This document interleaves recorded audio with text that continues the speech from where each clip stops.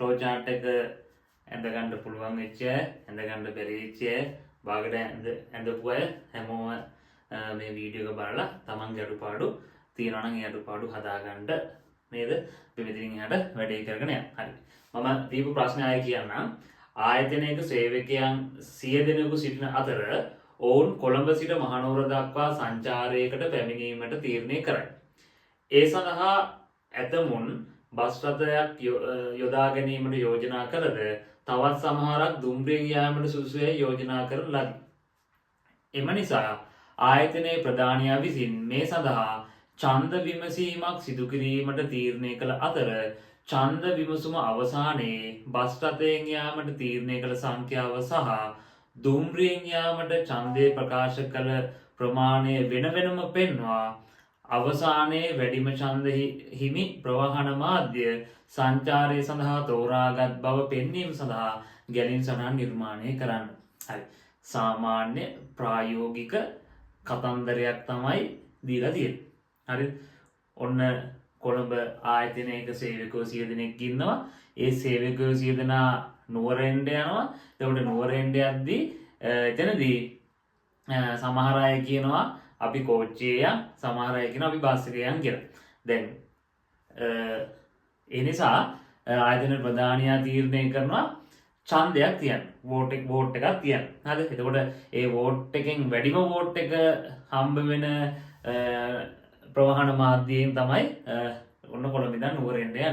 හරි? එතකොට අවසානයේ එක නැත්නම් කෝච්චියෙන් යන්න කැමැත්ත ප්‍රකාශ කළ සහ බස් එකෙන් යන්න කැමැත්ත ප්‍රකාශ කළ අයගේ ගණන කවුන්ට් එක වෙන වෙනම පෙන්වන්න ඕනේ සහ අවසානයේ ඒ කවුන්ට් එක මත පදනම්ව තෝරගන්න මීඩියා එකේ නැත්නම් වැඩියෙන්ම කැමැත්ත ප්‍රකාශ කරලා තියෙන එක තෝරගන්නවා කියලා ප්‍රකාශ කරන්න තමයි අපිට ගැලීම් සටහන් නිර්මාණය කරන්න කියලා තියෙන්නේ. හරි. ඔය ටික තේරුණානේ? හරි. දැන් ඔක තමයි ප්‍රශ්නේ. හරිද? ඔක තමයි ප්‍රශ්නේ. ඉතින් දැන් ඔකට ඇඳගමු අපි. හරිද? ෆ්ලෝ chart එකක් ඇඳගමු. හරි. මම පටන් ගන්නම්.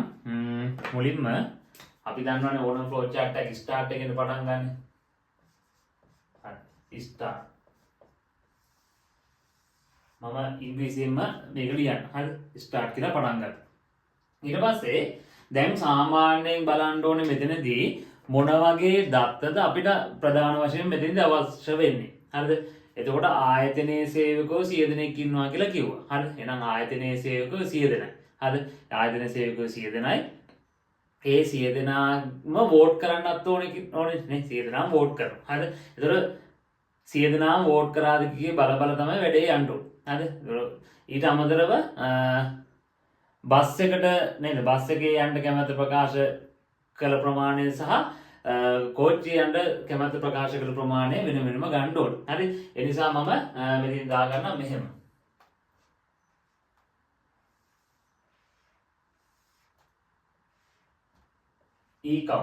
count කියන එකෙන් මම අදහස් කරන්නේ employee count කියන එක. හරිද? employee කියන්නේ සේවක count එක. හරිද? සේවක ප්‍රමාණය. හරිද? එක බිංදුව. ඊට පස්සේ B count.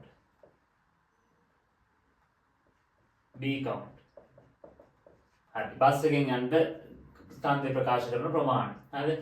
ඊට පස්සේ T count.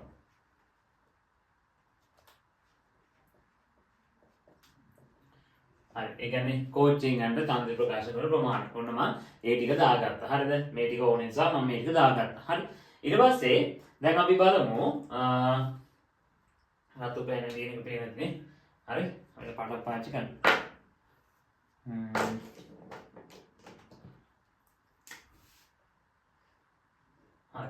අපි දැන් එනවා මෙතනදී මම කොන්දේසියක් බලන්න. දැන් මේක මූලික අදහස ගන්න. හරිද? මූලික අදහස ගන්න මේ කොන්දේසිය පහලින් බලන්නත් පුළුවන්. ඒ එකින් එකට වෙනස් වෙලා තමන්ගේ ෆ්ලෝ chart එකේ මූලික ලොජික් එක තියෙනවා නම් හරි. දැන් මම මුලින්ම කන්ඩිෂන් එකක් බලනවා. මොකද්ද කන්ඩිෂන් එක? is count එක. employee count එක කුඩයිද 100ට? employee count එක කුඩයිද 100ට? ඒ කියන්නේ 100 දෙනෙක් දාලාද නැද්ද? හරි. 100 දෙනෙක් දාලා නැත්නම් employee count එක 100ට වඩා කුඩයි නම් yes කියලා මේ පැත්තට එනවා. no නැත්නම් no කියලා මේ පැත්තට එනවා. හරි. අපි දන්නවා decision එකක yes සහ no තියෙනවා. හරි. ඊට පස්සේ මම input එකක් ගන්නවා. හරිද? මම input එකක් ගන්නවා. මොකද දැන් employee ගෙන් අපි input එකක් ගන්න බෑ. employee ගෙන් අපි input එකක් ගන්න ඕනේ. හරිද? මම ගන්නවා input choice කියලා. හරිද? input choice කියලා මම input එකක් ගන්නවා. හරිද? මම චුට්ටක් මේක දැනුවත් කරන්න ඕන නිසා නේද? කියන කට්ටිය පොඩ්ඩක් දැනුවත් කරන්න ඕනේ input choice වරන් ඇතුළේ දිනනවා යටින් බස් සමානයි b capital B තමයි බස් සමානයි b train සමානයි t ඔන්නෝම දෙනවා. හරි? ඔහොම දෙනවා. හරි? එතකොට දැන් දන්නවා b එකෙන් බස් නම් b දෙන්න ඕන train නම් t දෙන්න ඕන කියලා. හරි. දැන් මොන්න කොහොමද දැන් choice එකෙන් දැන් employee කෙනෙක් count මේකක් දානවනේ. ඒ නිසා මම මෙතනදී count එකත් මේක repeat කරගෙන ඉන්නේ. එක්කෙනෙක් ඔන්න දැම්මා කියලා මම මෙතනදී update කරගන්න. එක්කෙනෙක් දැම්මා කියලා මම count එකත් update කරගන්නවා. මොකද ඒක ලේසියිනේ. හරිද? මම මේක චූටි කරගන්නවා නේ. ඉත ඕනනේ.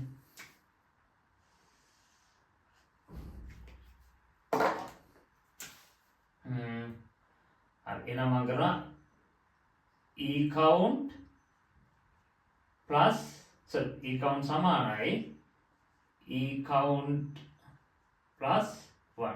ඒ කියන්නේ දැන් එක input එකක් දැම්මා කියන්නේ එක employee කෙනෙක් දැන් මෙතනදී 100ට අඩුවෙන් ගිහිලා තියෙනවා කියන්නේ employee ඒ කියන්නේ employeeලා 100ක් ඒගොල්ලන් vote එක දාලා නැහැ කියන එකනේ. හරිද?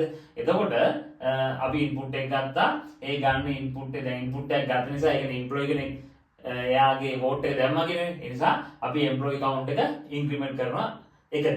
හරි. ඔන්න employee count එක increment කරා. ඊට පස්සේ අපිට බලන්න වෙන මේම දෙයක් නේ. දැන් ඔන්න හරි employee දාපු vote එක නේ. දැන් employee vote කරේ බස් එකටද train එකටද කියලා අපි ආයෙ condition එකක් බලන්න වෙනවා.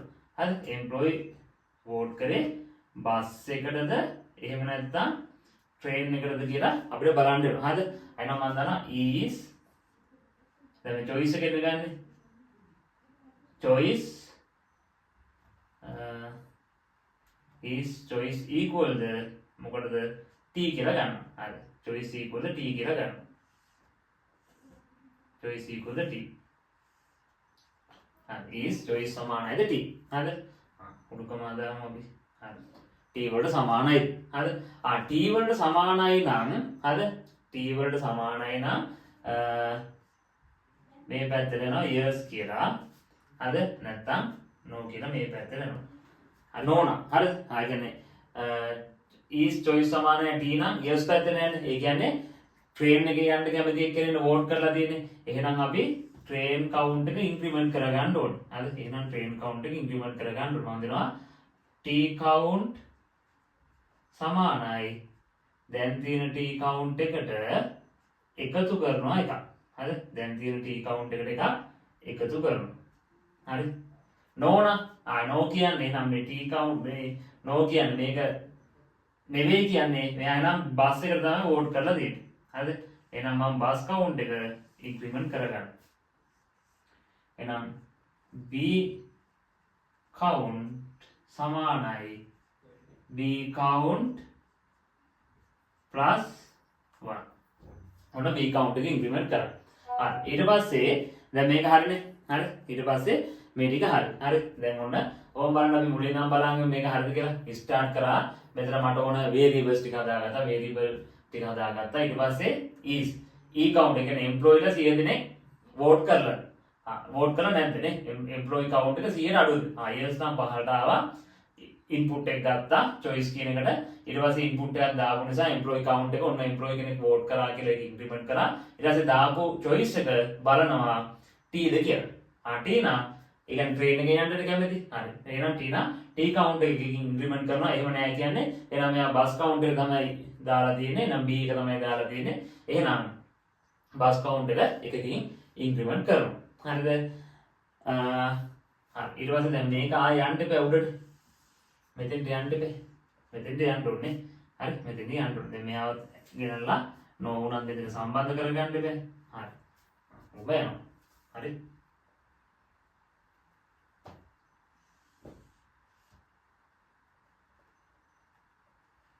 දැන් හරිද? දැන් මේක යනවා. මේක ගිහිල්ලා 100 දෙනෙක් වෝට් එක දාලා ඉවරවනේ. ඒ කියන්නේ මෙතන මෙයා ඉන්ක්‍රිමන්ට් වෙලා 99 එක කියලා ඉන්ක්‍රිමන්ට් වෙනවා. ඒ කියන්නේ 100ක් දාලා ඉවරයි. ඊට පස්සේ එයාගේ 20 ටික දාලා උඩට ආවට පස්සේ 100 කුඩායිද 100ට වඩා. හරි? 100 කුඩායිද 100ට වඩා. 100 කුඩා නෑ 100ට වඩා. ඒ කියන්නේ 100ක් දාලා ඉවරයි කියන එක. එහෙනම් මෙයා නෝ වෙනවා. නේද? මෙයා නම් නෝ වෙනවා. ඒ කියන්නේ දැන් එම්ප්ලොයි 100 දෙනාම වෝට් කරලා ඉවරයි. එම්ප්ලොයිස්ලා 100 දෙනාම වෝට් කරලා ඉවරයි කියලා අපිට ගන්න පුළුවන්. නේද? එම්ප්ලොයිලා 100 දෙනාම වෝට් කරලා ඉවරයි කියලා අපිට ගන්න පුළුවන්. හරි? එහෙනම් හරිද? දැන් මේක කියනවානේ බස් කවුන්ට් එක පෙන්නන්න වෙන වෙනම බස් කවුන්ට් එක සහ මොකද්ද? බස් කවුන්ට් එක සහ මොකද්ද? ට්‍රේන් කවුන්ට් එක වෙන වෙනම පෙන්නන්න කියලා. හරි. එහෙනම් ඒක නෝනම් අවුට්පුට් කරමු. හරිද? මම දෙකකට අවුට්පුට් කරන්න. හරි. output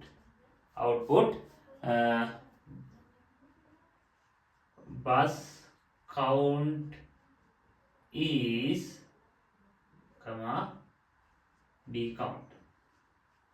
හරි. පොඩි දෙයක් කියලා දෙන්න ප්‍රෝග්‍රෑමින් වලදී දැන් අර ෆ්ලෝ chart එක අපි දාන්නේ ප්‍රෝග්‍රෑමින් වලදී මේ වගේ උඩුකමා දානවා කියන්නේ ඒක ටෙක්ස්ට් එකක් විදිහට අවුට්පුට් කරන. ඒ කියන්නේ bus count is කියන ටෙක්ස්ට් එකමයි අවුට්පුට් කරන්නේ. ඊට පස්සේ කමාවක් දාලා මේ වගේ අර උඩුකමා නැතුව දානවා නම් මෙන්න මේ bus count නැත්නම් b count කියන අදාළ වැලියු එක තමයි මෙතන පෙන්නන්නේ. ඒතකොට අවුට්පුට් එකේදී දැන් හිතන්න bus count එක 30යි කියලා. ඒතකොට අවුට්පුට් එකේදී නිකන් රියල් ටයිම් අවුට්පුට් එකට අරන් එන්නේ bus count is 30යි. අන්න ඔය තමයි එන්නේ. හරිද? එහෙම එන්න තමයි මේ ලියලා තියෙන්නේ. හරි ප්‍රෝග්‍රෑමින් වලදී හොම තමයි ලියන්නේ. හරි? ඊට පස්සේ bus count එක පෙන්නවනේ. එහෙනම් train count එකත් අපි පෙන්නන්න ඕනේ නේ. එහෙනම් අපි train count එකත් පෙන්නන්න ඕනේ. train count එකත් පෙන්නන්න ඕනේ. හරි. output train count is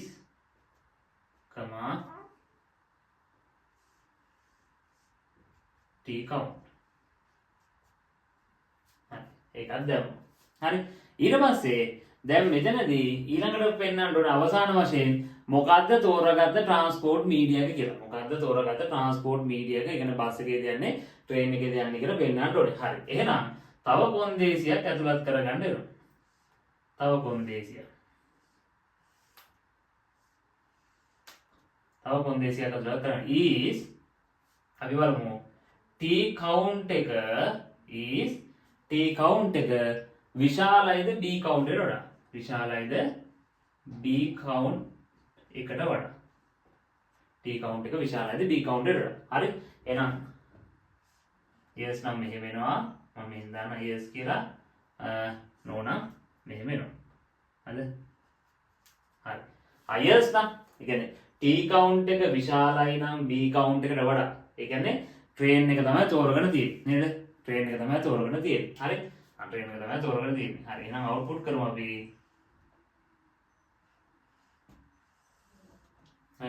output transport media is train කියලා දාමු.